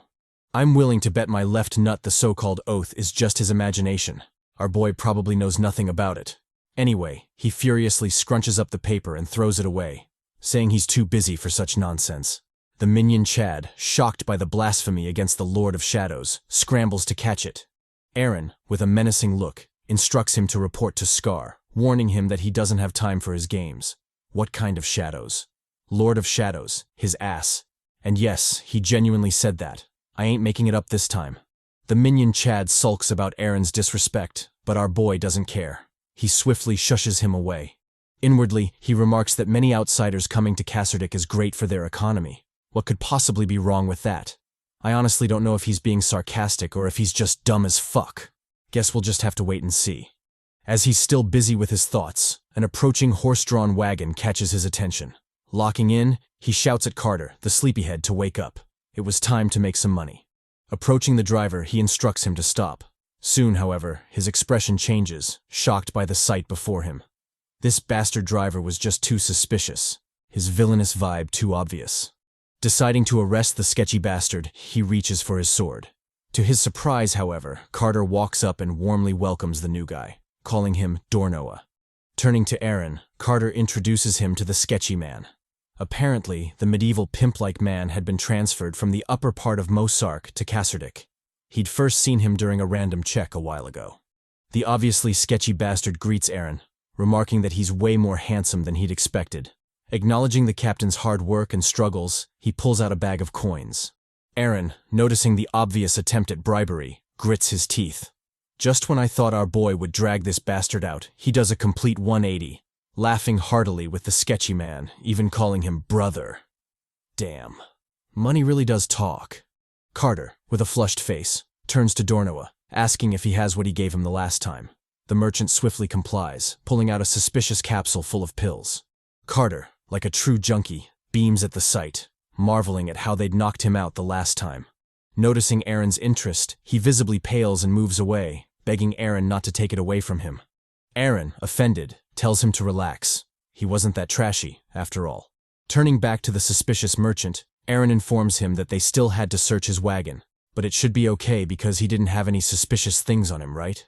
As expected, the bastard sweats nervously at the question before immediately brushing it off. He replies that if he had something like that, he wouldn't have paid the entrance fees. Aaron, keeping an eye on the sketchy pimp, notices an odd tattoo on his neck. Before he can question him about it, his attention is drawn to Carter, who seems shocked by the wagon's contents. Aaron, reacting swiftly to the odd change, opens the wagon. And as expected of the sketchy pimp, the contents are revolting. A bloody pile of rotten and decaying carcasses, all giving off a grotesque look and smell. Carter notes the odd cargo. What the hell was the pimp doing with decaying goat carcasses? Not to mention the obvious maggots squirming in the rotting flesh. At that rate, even the carriage would start rotting. Aaron, with a serious demeanor, questions the pimp, asking what he plans to do with the cargo. The pimp, with his stupid mustache, gazes back at the duo without responding. Aaron, picking up on his odd behavior, curses. He'd known this bastard was suspicious. Just when I thought our boy would finally grow some brain cells and do something, his judgment gets dwarfed by the sight of money. The sketchy pimp explains that the butcher he usually traded with had died in an accident, so he had no choice but to use the rotten cargo. The foolish, money-crazed MC readily buys the excuse, accepting another obvious bribe. With that, they let Dornoa pass, welcoming him to the CHADY fortress. As he calmly drives his wagon forward, the purple pimp looks back at the MC with scorn. Let them just wait. He'd make the place a living hell soon. Aaron, gazing calmly at the retreating bastard, jokingly asks Carter if Dornoa likes high places. Thinking to himself, he recalls the warnings about the sudden strange influx of people into CHADY. Dornoa definitely must be one of those strange people. He mockingly wishes Dornoa well, hoping he'd take good care of himself. They were in the medieval times after all. The only acceptable concepts were innocence or hanging. We cut to the Laughing Rabbit Inn, where a bit of unfortunate news was being shared. Apparently, Charlotte the Mega Mommy had asked Briggs out on a date. The lucky bastard, oblivious to Brownhead's jealousy, sheepishly replied that the hot mommy had invited him to go watch an execution together. Execution? What the fuck?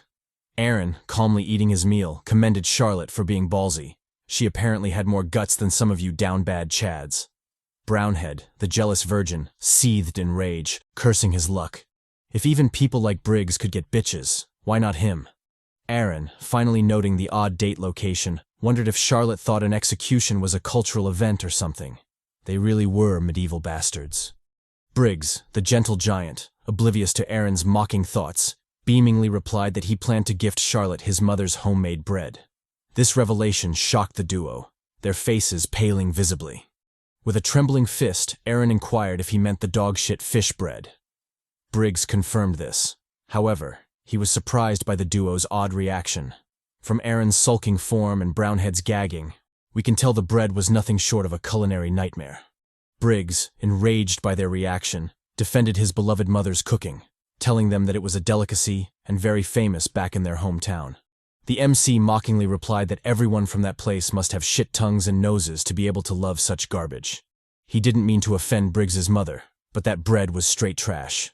Forget eating it. They should instead set it on fire and burn it. Obviously, Briggs was vexed, but the MC ignored him. He turned to Vermin, the brownhead, asking if he was all right. Before the vice captain could reply, a mysterious arrival interrupted their banter. It was the emo Chad again. As usual, he geared up to spout his edgy nonsense, but this time our boy was ready. With a 1-2 good night, he clocked the bastard, knocking him out cold. Dragging the bleeding Chad, he excused himself. It seemed Scar, the alleged Lord of Shadows, was looking for him. We cut to him still dragging the edgy guy. Damn, just how hard did he hit him? Before him sat an even edgier bastard, veiled in the shadows of the alley. I'd bet you my right nut this bastard is Scar. The sketchy dude welcomed him, reminding him of his oath. Aaron, who stayed in the light, and him, who ruled the shadows, were apparently supposed to take over Caserdic Fortress together. And just as I'd predicted, this bastard was indeed Scar, the self-proclaimed king of the shadows. Before the Lord of Shadows could spout any more nonsense, Aaron swiftly cut him off, asking if he wanted to die. He had suddenly called him out while he was eating, only to spout such trash. Did he really wish for death that badly? And what was up with that trash hat? Saying so, he grabbed Scar's hat and pulled it off his head. Ignoring the Lord of Shadows' shouts for his hat to be returned, he turned to the minions, mockingly asking them why they rocked those hats. Was it a varsity jacket or something? Noticing the group's confusion at his words, he decided to be a bit more forceful. With a menacing tone, he instructed them to take off the hats. The scared minions had no option but to comply. Turning to the Lord of Shadows, he pinched his ear, chastising him for continuing with that trash roleplay even though he'd warned him otherwise. The thuggish dude, although aggrieved, begged him to listen. He had some serious info. Just like he'd told him before, the movements of the outsiders had become stranger. Hearing the news, Aaron paused for a while, visibly surprised. Scar further explained that the suspicious bastards had been meeting up every night, away from the eyes of many. He was certain they were cooking something, and things were bound to go down soon. Addressing Aaron, he urged him to be cautious. Aaron completely ignored his words, pinching him instead. He told him not to get involved. It was the guard's duty, and they'd handle it. Switching topics, he asked the edgy Shadow Lord why he hadn't been going to the workshop of late. His father was looking for him. Hearing about his father, the Shadow Lord visibly paled in horror. Reacting quickly, he immediately collected his minions and made a run for it, telling Aaron they'd meet again. Damn, just how scary is his father to have the mighty Lord of Shadows that terrified. Aaron, now left alone, mulled over the information. Although the trashy Lord of Shadows wasn't so trustworthy, it was better to be careful than sorry. Look at this bastard. Wasn't he the same idiot who willingly let the pimp bastard into the fort? Anyway, we cut to him on the outskirts of the fort, gently knocking on a strange door. Soon, the door opened, and a creepy-looking dude and his child welcomed him. They were the fort's executioner, Dallas, and his son Ted. Ted, obviously amazed by our MC, gazed at him, telling him his armor looked cool, and as expected, the fool grew a big nose, smugly pleased with the compliment. He handed the boy an apple, telling him to eat it. Ted readily accepted, visibly delighted by the gift. Honestly, the moment was so chill and touching that I almost didn't notice the bizarre and chilling weapons in the background. Damn. Aaron also noticed them, remarking that the place was as menacing as usual. Dallas offered him a seat, apologizing for always calling him and causing him trouble. Aaron brushed it off, saying it wasn't a big deal. Besides, the apples were free anyway. It seemed the guard captain had done his regular routine and extorted some apples from the local people. Switching to more official business, Dallas praised Aaron. He'd heard the poor bastards to be executed this time were all caught by him. And to top it off, they were an infamous bunch, widely feared by all, the Lone Wolf Gang. Aaron brushed off the glazing, humbly replying that things just ended up like that. Switching the topic, he complimented Ted, saying the kid had grown up a lot since the last time he saw him. Dallas, like a proud father, acknowledged his words, saying kids really did grow up fast. Handing him a bag of coins, Aaron informed the executioner that it was an advance payment from Nova, the sussy administrator. He further informed him that since the Lord of the Fort was planning to attend the execution, he needed to put on a great show. The creepy dude readily accepted the challenge, replying that they didn't have anything to worry about. Turning to his son, he added that he planned to bring Ted along to the execution. It was about time he got to learn the family business. Damn. Aaron, ignoring how fucked the whole thing was, casually replied that Ted must have finally reached that crucial age. In typical medieval fashion, the farmer's son can only become a farmer, just like the executioner's son can only become an executioner. Dallas expressed his understanding of how things work. However, he'd be lying if he said he wasn't reluctant to pass on such a job to his son, especially with how much criticism and ostracism he'd received from the people. It made his heart really heavy. I don't think he has to worry, though, as Ted turns out to be just as creepy as his father. Look at this fledgling psycho chopping up apples. Creepy mini bastard. Turning to the MC, the executioner expressed his thanks to him. He's one of the few people who treats them really well, despite their obvious issues. Aaron jokingly replied that it was nothing of note. He seemed to be keeping the company of some questionable people, so the parent and son duo fit right in. One of his only other friends was Hans, the panty thief, so you can imagine. Dallas expressed his regret about the tragic incident involving Hans. Who would have thought the young fellow was so down bad? Aaron, with a somber expression, replied that anyone can be a criminal. And that's true, but damn. How can you steal panties in the medieval period? That's way too much and honestly nasty. Them folks rarely bathed. Addressing the creepy executioner, Aaron requested a clean death were he to become a criminal in the future. Dallas immediately accepted, promising to use his ultimate technique on him. Ted chimed in as well, promising to do the same. He'd swiftly cut our boy's neck. Okay, forget everything I said about the kid being adorable. This duo is just fucked up, and the MC is also fucked up for mixing so well with them. Dallas, sporting a gentle smile, informed Aaron that he'd see him at the execution. Our boy, with a hearty laugh, confirmed the invitation. We cut to a dark and ominous alley. As expected of such places, a shady meeting is underway. One of the shady bastards complains about the trouble they've been through lately. Apparently, conducting their covert meetings has been really difficult due to the constant surveillance of Scar, the Lord of Shadows. In addition, their secret operations outside the fortress had ended in a major failure. Referring to Kutan, the demon bastard who got clapped by the MC. Addressing the boss, he asked if they should begin their plans immediately. The boss, however, shushed him, reminding him that the execution would take place in a few days. During that festive event, they'd surely secure the heart of Lady Vivian. As expected, the boss turned out to be Dornoa, the shady pimp bastard. Hearing Doorbastard's words, the minions loudly celebrated. One of them, however, pointed out the weird fellow sleeping against the wall. Was he dead or alive? The weird sleeping fellow was Carter, the drug addict and designated sleepyhead of the group.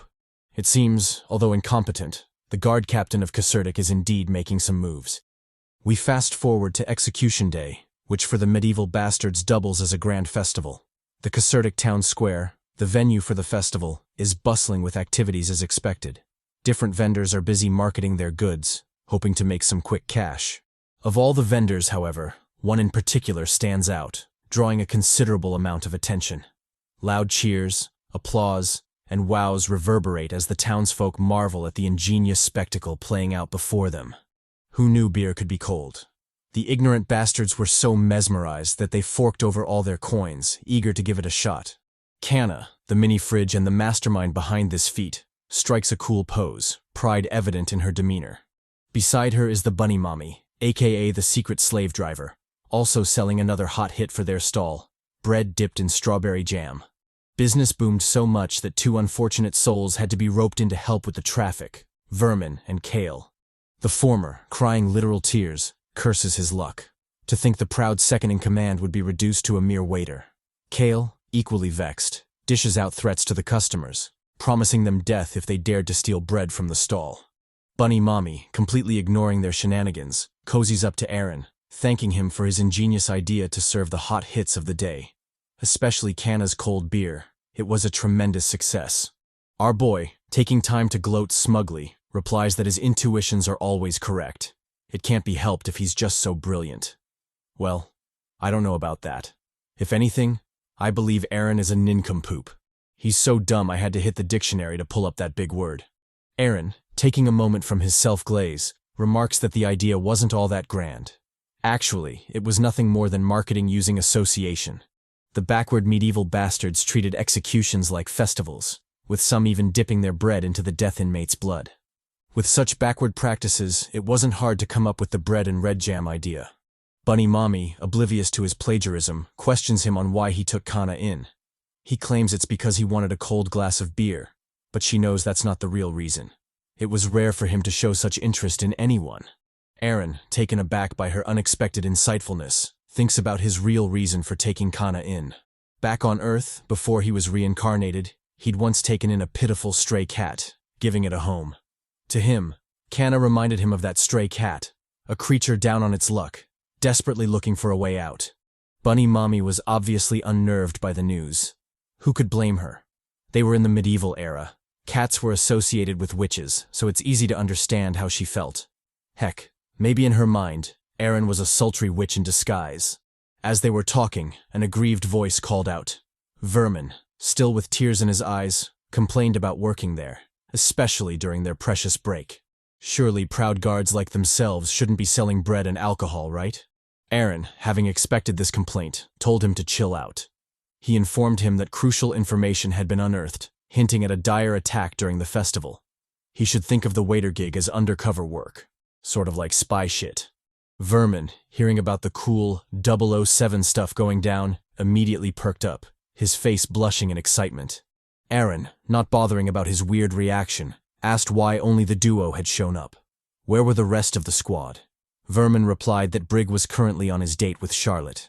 The lucky bastard was probably fondling some busty plot as they spoke. Cale was with his girl Rosa, and, well, Carter was doing some obvious Carter shit, sleeping off his last nap. True to his words, the sleep junkie was in his room, snoring away. On the table lay the suspicious pills given to him by Dornoa, the shady merchant.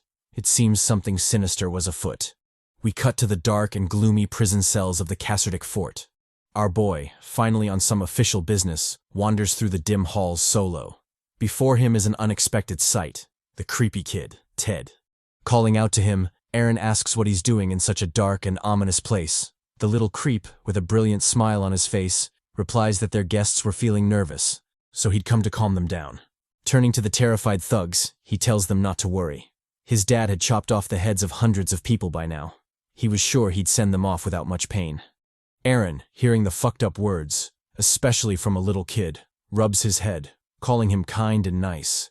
I always forget the MC is also messed up, but then again, no one is normal in a medieval world.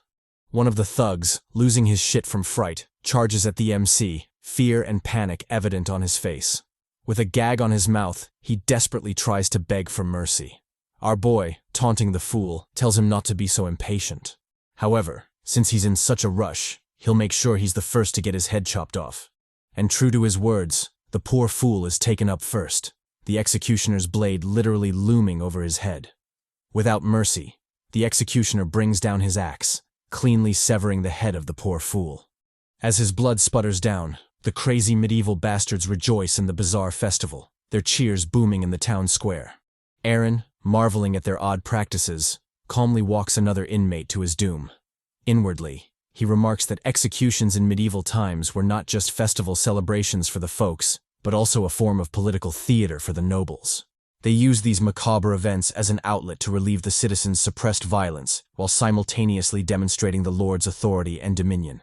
But this particular execution had even more hidden schemes behind it, emphasizing its greater significance. Recalling his earlier meeting with Nova, Aaron remembers her stressing the importance of this event. According to her, the criminals to be executed had killed a noble from Karzan, and for their lord, who wanted to build a relationship with the people of Karzan, this was a golden opportunity. In a sense, the execution served as a form of diplomacy. As the criminals' heads dropped, so did the diplomatic talks with Karzan solidify. No accidents were allowed. Aaron, cursing the dumb administrator, laments that she shouldn't have said that. Doesn't she know the basic rules of jinxing? The moment she demanded things go smoothly, it was like signing a contract for shit to hit the fan. Well, so long as the chaos happens after he's clocked out, he should be good. he silently prays to Lady Luck to smile upon him. Unfortunately for our boy, Lady Luck wasn't in the mood to indulge him. Noticing a suspicious individual in the crowd, Aaron immediately zeroes in on him. To his shock, the sketchy bastard turns out to be Dornoa, the obviously evil merchant he'd allowed into the fort. Before Aaron can piece together what the man is up to, a thunderous explosion rings out, drawing the crowd's attention. As panic begins to take hold, another explosion follows, this one larger and closer to the crowd. Predictably, the people lose their shit, scrambling in every direction to save their own lives. Aaron, equally stunned, charges into the fray, correctly assuming this is an attack. As he pushes through the chaotic mess, his priority is clear: secure the Lord's safety. But as he nears the center of the square, horror strikes. Another explosion erupts, this one aimed directly at the Lord. Amid a sea of flames and heat, the Lord of the fortress is sent flying, a flailing, pathetic figure with his robes flapping like a bird's ass. Aaron, watching the absurd scene unfold, throws shade at the Lord. He'd always known the bastard resembled a bird, but to think he'd be sent flying like one. Oh, the irony. Soon, however, the grim reality sets in. The fortress guards, Aaron's squad, are responsible for security. If the Lord dies on their watch, they're screwed. Executed even. As if to emphasize the point, another inmate's head is chopped off by the executioner, his axe falling with cold precision. The sight sends a shiver down Aaron's spine. Grabbing his own neck to make sure it's still attached, he glances at the executioner, Dallas, who is bloody from his grim duties but still diligently working. Aaron nods at him, forcing a shaky smile. He commends the executioner for still working even in such a mess. Dallas, flashing a bashful smile, shrugs. He was just doing his job. Our boy, smiling faintly at the simplicity of the answer, tells Dallas he was goddamn right. Sometimes, it's better to keep things simple. Steeling himself, Aaron locks in. If Dallas can keep chopping heads during literal explosions, then he sure as hell can do his job too. After all, he's the captain of the guards. It's time to get to work. The scene soon descends into utter chaos. The panicked voices of the crowd, the anguished screams of the injured, and the desperate cries of abandoned kids reverberate through the blazing square. The townsfolk, desperate to survive, trample each other, survival being the only thing on their minds. Amidst the chaos, a semblance of order attempts to break through. Someone calls out to the panicked crowd, reminding them to calm down and slow down, warning that excessive tension would only get the kids hurt. When their words fail to reach the frantic masses, the rogue guards, specifically Poole, resort to threats. Poole bellows at the crowd, warning the little shits to slow down, or else he'll personally hunt them down if they injure the kids. But even this doesn't work, as the people continue their desperate flight, unbothered by the stranded kids amidst the chaos. Over at the stall, the youngest of the squad, Brig, has ended his date and is now ushering the crowd to a safer area. Beside him is the gorgeous Charlotte, equally invested in the task. I knew she was busty, but goddamn. Even from an aerial view, our girl is still representing. Brig, you lucky bastard. Behind the lucky couple stands Bunny Mommy, holding and protecting a terrified Canna. Aaron finally arrives at the scene, questioning the squad if they've seen any suspicious activity in the area. On his shoulders are the two stranded kids from earlier. Seems our boy still has some competence in him, even if he's an absolute idiot. Noticing the squad's confusion, Aaron elaborates further. He informs them about the sketchy Dornoa, dripped out in a robe. However, the squad hasn't seen the bastard and has nothing to share. Just when Aaron thinks he's back to square one, he catches a glimpse of a hooded figure stealthily sneaking away. The figure turns out to be Dor Bastard, holding an unconscious Vivian in his arms. Aaron recognizes the kidnapped mommy and realizes the true target of the operation was Vivian Fulputs, the daughter of the Lord. Calling out to the squad, he instructs them to follow, emphasizing they have a criminal to catch. Oh, and just in case they're feeling reluctant, he reminds them that failure means they'll be next on the guillotine. Naturally, this little incentive gets the Chads fired up, their faces dripping with sweat and horror. We cut to later that night, where the Chads are searching through the slums. Vermin, visibly worried, questions Aaron about their next move if the culprit gets away. After all, just like with Hans the Panty Thief, it's practically impossible to locate someone in the slums. Aaron, enraged, yells at the bastard not to jinx it. First Nova, now Vermin, what's up with medieval people and jinxing things? Unbothered by Aaron's outburst, Vermin tells him to cheer up. He informs him that the Lord miraculously survived the explosion, so their necks aren't up for immediate execution. Delighted by the news, Aaron commends the Lord for his outrageously long and lucky life. Because of him, he'll at least get to keep his neck for a little while longer. Switching topics, Vermin informs him of some dire news. Apparently, a knight was caught in the explosion and died. Aaron curses, complaining about knights being untrustworthy. In his experience, all the knights he's met so far have been literal trash, completely unworthy of their titles. Speaking of untrustworthy knights, the duo's attention is drawn to a bleeding figure leaning against an alley wall. The bleeding Chad, who surprisingly maintains a brilliant smile despite his circumstances, is none other than Ben, the knight in charge of guarding Vivian. Approaching the knight, Aaron throws shade at him, asking why he always ends up beaten to a pulp. With how trash he was he really sure he was a knight? Ben, receiving emergency treatment, brushes it off. He admits he was caught lacking. The enemy turned out to be a dark mage who caught him off guard. As for the previous incident, that's all in the past. No need to bring it up. Turning serious, Ben warns Aaron to be careful, as a traitor has appeared among the guards. Before Aaron can fully process this dire revelation, a bitter scream pierces the air, drawing their attention. Vermin, his expression grim, immediately recognizes the voice. It belongs to one of their own. Kale. The scene switches to a gloomy and ominous alleyway, the source of the earlier scream. Two members of the squad are seen trembling on the ground, a terrifying foe looming above them. In a bitter scream, Kale yells, his pain and anguish palpable. The foe, a bit taken aback, asks them what they're doing. He'd barely touched them, so why were they screaming so loud? Turns out the bastards are faking it. Their situation isn't nearly as dire as they're making it out to be. With a cheeky smile, Kale tells the foe to hold on a bit. They're waiting for someone. Before the terrifying foe can ask for an explanation, the wall beside them explodes, sending debris flying everywhere. Kale, noticing the odd development, joyfully declares that reinforcements have arrived. The foe, obviously confused, wonders what the hell is going on. Before he can mull it over, an arm shoots out from the blazing wall, grabbing him by the neck. Leaking a deadly aura, Aaron, the captain of the rogue guards, finally joins the fight. The once terrifying foe, now having the daylights choked out of him, curses his rotten luck. How did he end up involved with such a monstrous bastard? Aaron, equally perplexed, questions the foe. Why the hell was he so weak? Compared to the demon he fought outside the fortress, he's nothing more than roadside trash. The fiend, feeling the chokehold tighten, panics. At this rate, he's definitely going to die. Just when it seems his life is over, the pressure on his neck finally recedes, granting him a new lease on life. Wheezing and coughing, the thug desperately tries to catch his breath, the severity of the situation sinking in. Aaron, still leaking his ominous aura, instructs the fiend to speak. He must have an idea of what'll happen if he doesn't cooperate, so they should have a pleasant chat. The fiend, scared shitless, immediately starts spilling everything. If there were a Guinness World Record for snitching, this unfortunate bastard would win it instantly.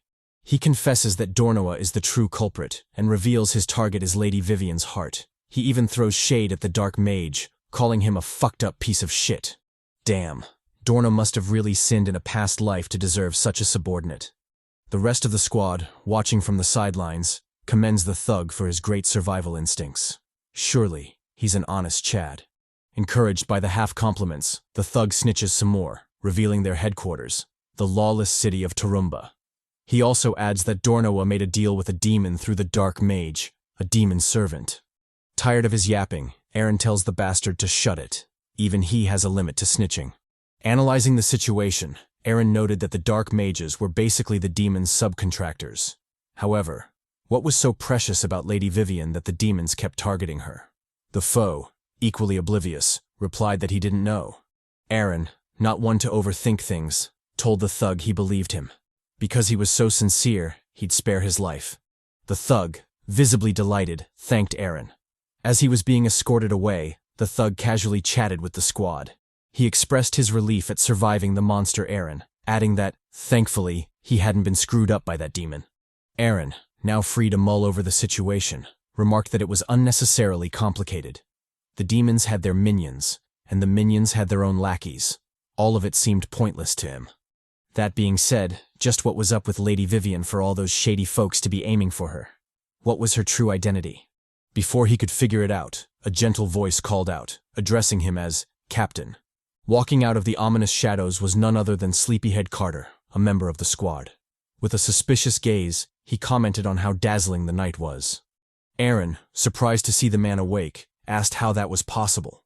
Choosing to brush it off, he advised Carter to sleep less. His condition would turn into a disease if he wasn't careful. Besides, with all that sleeping, he was missing out on the mommies in the fort.